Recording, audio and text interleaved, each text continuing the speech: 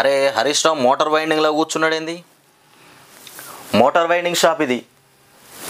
ఎప్పుడు లేని motor winding షాప్కు పోయి కూర్చున్నాడు ఎందుకని? ఇలా ఏదో పెద్ద కథనే ఉన్నది. సిద్దిపేట జిల్లా నారాయణరావుపేటలోని మోటార్ వైండింగ్ షాప్లో శుక్రవారం మోటార్ల రిపేరు కోసం వచ్చిన రైతులతో మాట్లాడుతున్న మాజీ మంత్రి హరీష్ రావు. సిద్దిపేట జిల్లా నారాయణరావుపేటలో మోటార్లు రిపేర్ చేసుకోవడానికి వచ్చినటువంటి రైతులతోని ముచ్చటిస్తున్నటువంటి హరీష్ రావు ఏందని ముచ్చటిస్తున్నాడంటే, అసలు రైతుల గోసలు ఎట్లున్నాయి, నీళ్ళు ఎట్లున్నాయి, నీళ్ళు వస్తున్నాయా వస్తలేవా, కరెంటు ఏ విధంగా వస్తుంది, ఈ మోటార్లు పట్టుకొని రైతులు ఇవాళ మోటార్ల ఫెయిల్ అయిపోయినటువంటి మోటార్లు పట్టుకొని రిపేర్ సెంటర్లకు పోతున్నటువంటి రైతులను ఉద్దేశించి దగ్గరుండి మాట్లాడుతున్నటువంటి హరీష్ రావు అసలు గతంలో ఇట్లాంటి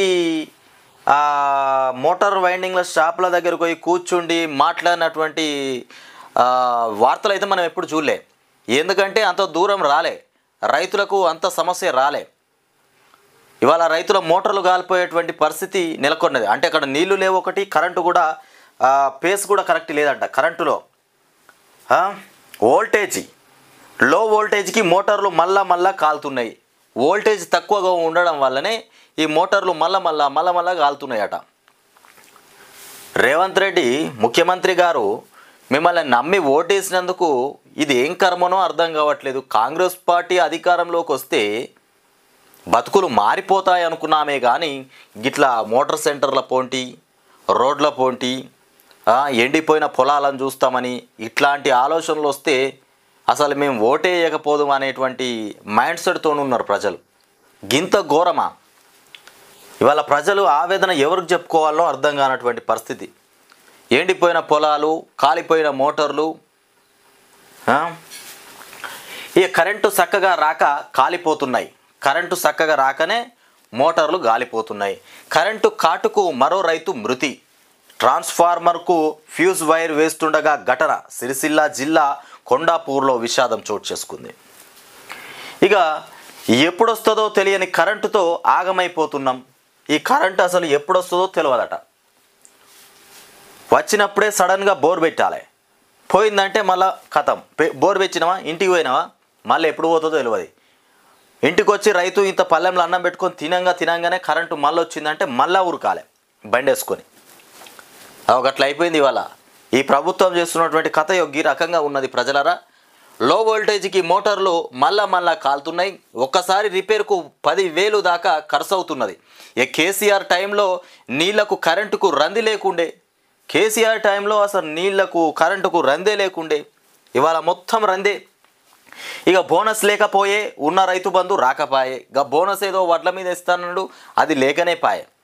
ఈ ఉన్న రైతు బంధు అన్న పూర్తిగా పడుతుందా అంటే అది పడకపాయే. ఇక ఎవరికి చెప్పమంటే వాళ్ళ బాధలు. సిద్దిపేట జిల్లా నారాయణరావుపేట రైతుల ఆవేదన. ఇక మోటార్ వైండింగ్ షాపు దగ్గర పలకరించిన హరీష్, కాంగ్రెస్ వచ్చినాక గిరాకీ పెరిగిందన్న యజమాని. అవ్వ, మోటార్ వైండింగ్ యజమాని కాంగ్రెస్ పార్టీ వచ్చినాక నాకు ఫుల్ గిరాకీ పెరిగిందని చెప్తాడట. అంటే మోటార్లు అట్లా వస్తున్నాయి, కాలిపోయిన మోటార్లు రిపేర్కి ఆ విధంగా వస్తున్నాయి అన్నట్టు. నారాయణరావుపేట సిద్దిపేట ఘటన ఇది. సిద్దిపేటలో హరీష్ రావు నారాయణరావుపేటలో రైతులను పరామర్శిస్తుండు. ఇక పంట నడువంగానే ఇప్పటికే 2-3 సార్లు మోటారు కాలినాయి. దాన్ని రిపేర్కు తీసుకుపోయినప్పుడు ఇక రిపేర్కు కలిసి రూపాయలు 15,000 దాకా ఖర్చు అవుతున్నది.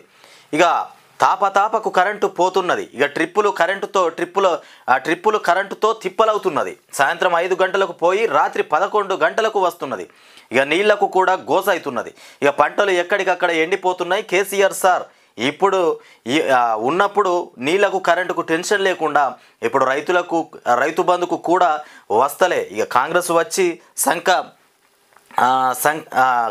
వచ్చినాక 15,000 రూపాయలు ఖర్చు అవుతున్నాయి. వీళ్ళ మోటార్ వైండింగ్లకు ఈ రకంగా పోవడం రావడం ఖర్చే 15,000 రూపాయల దాకా అవుతుందట. కేసీఆర్ ఉన్నప్పుడు ఇట్లా మోటార్లు గాలిపోలే, మంచిగా ఫుల్గా కరెంటు ఉన్నది, కడుపు నిండా నీళ్లున్నాయి. పొలాలకు కూడా నీళ్ళు ఎక్కువైపోయినటువంటి పరిస్థితి. పొలాలలో నీళ్ళు ఎక్కువైపోయినాయి. ఇప్పుడు నీళ్లు లేవు, ఉన్న నీళ్ళను కాపాడుకునేటువంటి ఆలోచనలే తప్ప నీళ్లు లేనటువంటి పరిస్థితి. రైతులారా మీరు గమనించండి, కాంగ్రెస్ పార్టీ ఇవాళ రైతాంగాన్ని మొత్తానికి ఏ రకంగా దివాలా తీసిందో మీరే గమనించాలి రైతులారా.